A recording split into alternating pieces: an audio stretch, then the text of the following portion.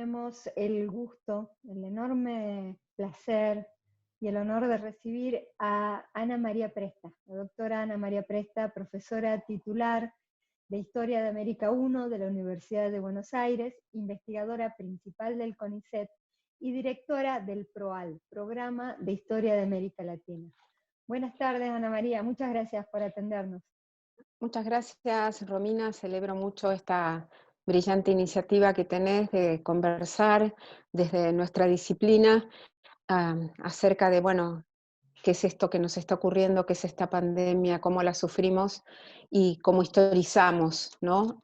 Las epidemias y la gran cantidad de muertes que azotaron en diferentes épocas a la humanidad o a sectores de la humanidad. Porque epidemias hubo muchas en la historia de la humanidad y en la extensa geografía, pero es la primera vez que tenemos que narrarla en primera persona. Una epidemia de dimensiones globales y que afecta a lo más íntimo, a lo más personal de cada uno. Entonces, lo primero que me hace pensar esto es en el cambio de escala, en cómo podemos proyectarnos hacia atrás y ahora y pensar de lo global a lo local, sin solución de continuidad, sin que eso nos provoque fracturas. Y eso me parece que es algo que tiene que ver con nuestra necesidad de respuestas, porque ante esta situación totalmente novedosa no tenemos herramientas y tenemos que construirlas. Y creo que la construcción se hace así, conversando al viejo estilo, pero en nuevos espacios de sociabilidad y entre todos. Es bien interesante lo que podés contarnos, estoy segura, sobre la larga data de las epidemias en la historia de la humanidad y en la historia de América en especial. Bueno, a ver, lo primero es pararnos un poquito en la época del descubrimiento, donde a fines del siglo XV hay una cierta estabilidad demográfica y un crecimiento de la población, pasadas las grandes pestes del siglo XIV, y obviamente ya que en espacios selectivos haya habido crisis, pestes y por supuesto alguna suerte de epidemias. Cuando los castellanos empiezan a embarcar a América, la viruela, que según se colige pudo haber venido de Egipto y del Oriente, y que trabajaba ya desde un milenio anterior o más de la conquista en sectores específicos de intercambio y migración, porque lo que hay que destacar fundamentalmente es que los virus son migrantes, al igual que las personas y las epidemias migran, solo que en este caso van a migrar virus a un mundo desconocido. Yo recuerdo que cuando fui estudiante hace muchos años de doctorado, leí un libro fascinante, un libro de Alfred Crosby, que se llamaba The Columbian Exchange, el intercambio colombino, que fue prácticamente el primer libro que se atrevió a hacer una historia biológica de la humanidad. Es decir, ¿qué era lo que se intercambiaba? No solamente bienes, objetos, elementos agrícolas, ganado, etcétera, en un flujo de intercambio que mejoró incluso las condiciones de vida de toda la humanidad. Pensemos en la papa que le salva la vida a las grandes hambrunas europeas, ¿no? Las papas andinas. Pero también Crosby enseñó y nos advirtió de ese factor de muerte que iba a fluir sobre los nativos americanos y que estaba encapsulado en las pestes que traían los conquistadores, y para los cuales los nativos americanos no tenían inmunidad. Es decir, de un mundo que aparentaba a partir del descubrimiento de hacerse global, de ir camino de las semejanzas y de cierta homogeneización en los usos y costumbres atinentes a lo que es la cultura material de las personas, en este intercambio de bienes, de comida y demás que estoy hablando, hay un agente mortal que creo que se puede colegir que liquidó más gente que las armas de fuego, el desgano vital, la violencia y la guerra inicial, que son las epidemias. El tema es que los historiadores no tenemos una cifra exacta de la cantidad de pobladores, tanto de Mesoamérica a las Antillas, lo que es el norte de América, y los Andes. Las aproximaciones son medio enloquecidas, pueden ir entre 7 millones a 50 millones de personas. Lo cierto es que hay al menos una cifra más o menos equilibrada que habla de unos 13, 14 millones de personas a la llegada de los españoles. Pero pensemos que la declinación demográfica de esas poblaciones es enorme, es más de la mitad, en menos de un siglo de conquista y colonización, y sobre todo en lugares muy específicos, como las Antillas primero, luego en Panamá, en el Darién, en México, y por último en los Andes. Incluso tenemos el 11º Inca, Huayna Cápac, que se presume, por los detalles que dan los cronistas andinos y la información oral recabada, antes de, luego de la conquista de Cajamarca, que Huayna Cápac y algunas personas de su séquito, incluso uno de sus hijos, el que iba a ser designado próximo Inca, fallecieron con el cuerpo y la cara lleno de pústulas y de granos incurables de altísima fiebre, y que Huayna Cápac, por su dignidad, se había guardado en un espacio cerrado, no porque no quería contagiar a nadie, sino porque por su soberanía y por su condición no quería que lo vieran. Entonces eso lo que nos está probando es que los virus migran, y como había habido unas primeras incursiones desde Panamá hacia las islas peruanas y el norte del Perú, es muy posible que ese desparramo de virus ingresara en el norte peruano, para luego, hacer de lo que se llama viruela, que es una concentración de muchas enfermedades infecciosas, como el sarampión, la varicela, la tos convulsa, etc. Se dice viruela muchas cosas en el siglo XVI y XVII. Pero en realidad es la gran pandemia de entonces, pero alcanza justamente a poblaciones que no tienen inmunidad. Y es lo que nos está pasando ahora, pero a nivel global. No tenemos inmunidad para un virus que no sabemos qué es y cómo se lo combate. Entonces estamos sufriendo, aunque con otros elementos, esa misma ignorancia dentro de la soberbia humana que caracteriza la tecnología globalizada, de no saber a qué nos estamos sometiendo.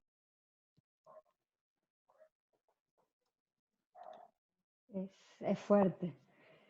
Dentro de esa situación, cada uno intenta buscarle sentido, y desde siempre los seres humanos hemos tratado de darle sentido a las cosas, a las buenas y a las malas.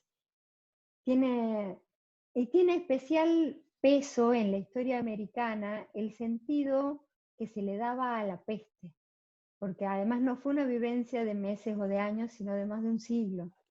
Entonces, ¿ha quedado registro de esa significación que se le atribuía a la peste tanto en Mesoamérica como en la región andina?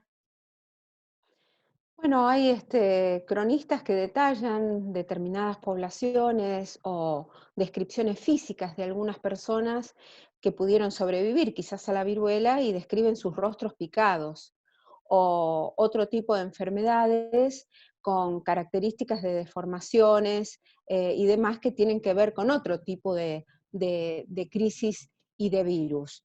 Pero sí, hay detalles muy sucintos y sumeros. Bueno, en tal año, por ejemplo, en 1519 hubo la peste en las Antillas, en 1558 hubo una gran peste en Río de Janeiro y su dispersión hacia el interior, viruela en el Río de la Plata en la misma época, en el 62-63 viruela en Brasil, casi hacia fin de siglo el tifus, que también era incontrolable, que según algunos lo trajo Francis Drake. Bueno, hay menciones, pero también pensemos que nosotros no tenemos tratados del 16 y del 17 escritos por médicos, por científicos, sino que son eventos narrados por algunos cronistas de Indias, por particulares, y por personas que escriben por el mero hecho de contar cuáles son sus experiencias en un determinado espacio de las Indias Occidentales. Entonces son menciones breves. Y los historiadores han hecho muy buenas reconstrucciones en algunos casos, como Dovens o Susan Alchon, de este tipo de cuestiones. Y los demógrafos, por supuesto, ¿no? Que han trabajado los flujos demográficos en función también de tener en cuenta estas menciones que aparecen en padrones de indios o en recuentos poblacionales hechos por corregidores, funcionarios, visitadores, etc. Pero descripciones fuertes, como vamos a tener a futuro de esto, o imágenes fuertes, como yo diría, bueno, ¿quién no se podría sorprender de alguna película de fines del siglo XIX, de alguna novela de Dickens, pensando en cómo graficar el cólera, ¿no? Pero aquí las cosas son distintas, esto es global. En todo el mundo creo que el único tema que ocupa la primera página de los periódicos es este. Y si bien nuestra lectura de los medios es selectiva, porque nos acercan lo que nos llegan y lo que exploramos los interesados en otros medios como la web, hay lugares que no sabemos qué es lo que está pasando. Ayer le pregunté a una colega qué pasaba en el África y cómo se estaba tratando la situación. Aquí no te dicen cuántos muertos hay en Namibia, en Senegal o en Nigeria. Entonces, la información también corre selectivamente, como estamos acostumbrados a que lo hagan las grandes agencias de noticias. Entonces la exploración, obviamente, de espacios que no son los centrales o los del primer mundo, los que importan, como bueno, Estados Unidos, Reino Unido, Brasil, los países europeos centrales, Francia, Italia, España, quedan al libre albedrío de la curiosidad de nosotros como historiadores, como cientistas sociales, ¿no? Pero esto alcanza a todos. Nos dicen un día que Singapur está a salvo y a los 3 días en Singapur hay un rebrote, y lo mismo pasa en Tokio, y ahora parece que nuevamente en China hay casos de rebrote, ¿no? Pero bueno, la historia de este virus está por escribirse. Sí, tenemos la esperanza que esta enfermedad no vaya a ser una muesca en nuestra curva demográfica. Pero avisorar qué es lo que puede ocurrir en el futuro próximo, es tarea de los historiadores, sino es la tarea de la esperanza como seres humanos, ¿no? Que dista mucho de nuestro trabajo. Pero sí creo que esta es la gran crisis del mundo globalizado, una crisis que empieza siendo sanitaria y se convierte en económica, financiera, de valores, etcétera, y que abarca todos los espacios y esferas de la vida social, política y gubernamental, en todo sentido. Es la gran crisis global del mundo actual, del mundo contemporáneo, ¿no? Como no se ha conocido antes. Porque estamos todos enfrascados, y los respectivos gobiernos y hasta los liderazgos globales están inmersos en esta pandemia, ya sea en su solución, en su negación, algunos, en su soslayo y en su soberbia otros, ¿no? hay algo que compartimos todos también, y es ante la imposibilidad de pensar la situación o de tener certezas, nos sentimos náufragos, como si esto se tratara de un naufragio. ¿Cómo es un naufragio? ¿Alguien está Bueno, naufragando? ayer mientras cavilaba un poco sobre qué ejes o qué problemas rozar en la conversación que íbamos a tener el día de hoy, tuve esta imagen del naufragio de la humanidad que te comenté previamente cuando empezamos a charlar un poco off the record, y me acordé también de un texto que leí hace muchísimos años, cuando cursaba mi doctorado en Estados Unidos y tomaba mis cursos de literatura latinoamericana colonial. Y ese libro no es otro que Naufragios, de Álvar Núñez Cabeza de Vaca, una autobiografía de una desazón y de la precariedad humana frente a lo desconocido. Entonces pensé que también esto que nos está ocurriendo es una suerte de naufragio. Es como un sálvese quien pueda, más allá de que estamos siendo cuidados, pero el cuidado es proclive a diferenciarse en función de cómo vivimos cada uno. Es decir, el naufragio también está atravesado por nuestra condición de clase. Todos podemos naufragar, algunos lo harán antes y otros lo haremos después. Es decir, no creo que nadie esté arriba del Titanic diciendo, porque yo soy fulano de tal, me voy a salvar. No, los que estamos arriba de esta cubierta es posible que naufraguemos todos, a algunos nos llegará el bote y a otros no. Y lo de Álvar Núñez me sonó pertinente a esto, porque en la década de 1520 él naufraga como parte de la expedición de Narváez en la Florida, y solo con un grupo de personas que iba en el mismo barco con él, comienzan un largo periplo, una larga caminata, parece un aristotélico, un peripatético, yendo de un lado a otro, y va desde la Florida a Texas, de Texas a Nuevo México, y va bajando a Nueva Galicia hasta llegar a México.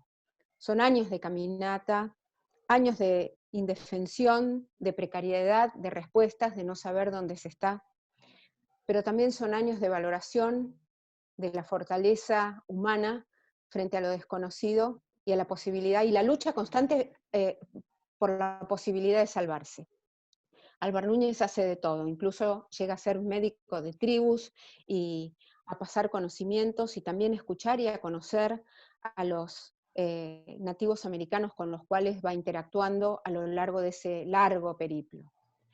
Y él mismo lo dice en un momento y habla de su propia desnudez. Y eso es el naufragio, estar desamparados, desnudos, precariamente enfrentados a esta pandemia que es la lucha contra un virus desconocido. Yo me niego a llamar a esto guerra porque acá si hay un arma es un arma biológica que no conocemos. Pero está la fortaleza humana, el conocimiento humano, y ya no desde mi faceta de historiadora, pero sí de humanista, tengo la esperanza de que podamos llegar a conocer en el corto plazo una vacuna para salvarnos y salvar a la humanidad, ¿no? Pero esto también me hace pensar, lo último que acabo de decir, que de esta muchos vamos a salir menos soberbios, que vamos a salir más generosos, más solidarios, y que muchos líderes, o que aquellos que se creen líderes, van a ver brutalmente lesionados sus liderazgos. Yo creo que por la manera en cómo han enfrentado la pandemia, primero con sorpresa, luego con negación y luego con una leve preocupación, pero nunca con una función, muchos de ellos de estadista, tratando de salvar comunitariamente a todos sus ciudadanos y abregar por la presencia del Estado como paraguas, ya no para los que no pueden solos, porque para eso está el Estado, sino para ampararnos a todos, ampararlos a todos. Aquí yo me siento protegida y creo que vos también, Romina. Eh, Tenemos un protocolo de convivencia y una dirigencia que está pensando en todos nosotros. Pero eso no deja de dejar de lado, para no ser redundante, esta sensación de naufragio, esta sensación de indefensión y más que nada, esta sensación de vapuleo y, y de desnudez que nos ataca en un momento en que la globalización, la financiarización y el avance tecnológico de la humanidad parecía ser incontrastable. Es interesante y difícil de manejar todo esto que estás diciendo. Rescato cómo resaltás la fortaleza humana ante lo desconocido, la fortaleza humana ante la indefensión, y cómo de esta salimos entre todos o no salimos. De esta salimos más buenos o no salimos. Y ese es nuestro desafío. Sí, el naufragio nos deja desnudos, pero vos lo dijiste, una de nuestras formas de vestirnos es con el conocimiento. Nosotros tenemos acá, es verdad, una situación que no es la que tiene todo el mundo, nos sentimos protegidos. Hubo un Estado que supo reaccionar a tiempo, y no sé si muchos países pueden decir lo mismo de sus respectivos gobiernos. Habría que ver, eso es otra cosa que me maravilla de una crisis global a escala local, porque cada estado y cada gobierno ha tomado decisiones diferentes para proteger a sus ciudadanos. Y nosotros tenemos la virtud y el privilegio de poder decir que estamos, la mayoría de la población en nuestro país está más o menos tranquila. No quiere decir todo, porque los problemas económicos están aflorando y se están haciendo más acuciantes. La cuarentena no es igual para todos porque parte de una situación de desigualdad. Pero frente a eso tenemos la obligación del conocimiento, de que personas como vos nos llamen la atención sobre los diferentes tópicos sobre los que no tenemos que dejar de prestar atención, y en este caso, la desnudez y la fortaleza, y que necesitamos salir más solidarios de esta. A ver, y siguiendo con Álvar Núñez, la saga de Álvar Núñez no termina cuando él llega al mundo conquistado por los españoles y puede volver a la península. Se vuelve a embarcar, viene al Río de la Plata. Entonces, yo digo, qué poder interior, qué sed del conocimiento por lo otro, por lo diferente, por la conquista, por mundos distintos habrá tenido este hombre, que aún a pesar de ese naufragio, se embarca nuevamente, quizás hacia otro naufragio, sin saberlo, ¿verdad? O sea, el ser humano tiene una enorme fortaleza, y aún aquel más angustiado y más desolado, diría, guarda en su interior un profundo amor por la vida. Y yo creo que esto es lo que nos está marcando dentro de las distintas variedades que las desigualdades sociales, económicas, nos imponen frente a esta pandemia, una sed de supervivencia inigualable. Solo el ser humano, ¿no? Y reiterar esto de ser pertinaz en la búsqueda no solo de nuestra propia felicidad, pero en este caso de los científicos, en la búsqueda de esta pandemia y de tratar de buscar una vacuna, un paliativo para saber cómo seguimos. Sí, es una crisis global que empieza a ser sanitaria, pero se convierte en económica, en financiera y en acentuar mayormente las desigualdades. No sé cómo vamos a quedar después de esto.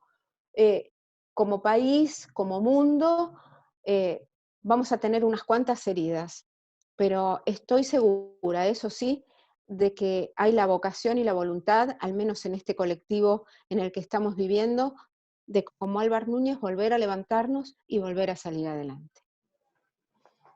Doctora Ana María Presta, profesora titular de Historia de América I de la Universidad de Buenos Aires, investigadora principal del CONICET, directora del programa de Historia de América Latina. Te agradecemos muchísimo este tiempo de reflexión y te agradecemos ayudarnos a pensar. Será hasta otro momento. Gracias a vos. Gracias, Romina, un abrazo grande. Gracias por la iniciativa, un placer conversar con vos. Que estés muy bien, Ana. Hasta luego. Gracias.